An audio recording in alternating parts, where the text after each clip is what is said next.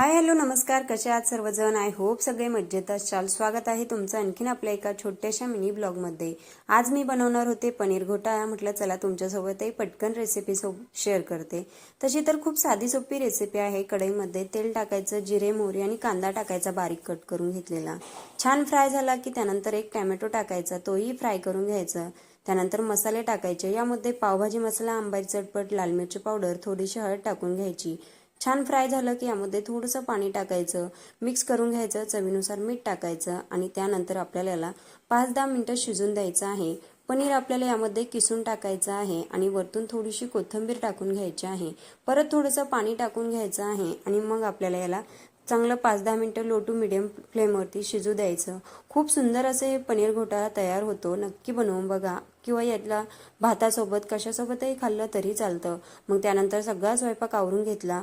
मग श्रेयांशी झोपलेली होती. म्हटलं चला थोडासा वेळ आहे तर आपण पटकन फ्रीज क्लीन करून घेऊया. तर या ठिकाणी मग मी पटकन फ्रीजही क्लीन करून घेतलं, त्यामधले डब्बेही घासून घेतले आणि असा दिवसाचा शेवट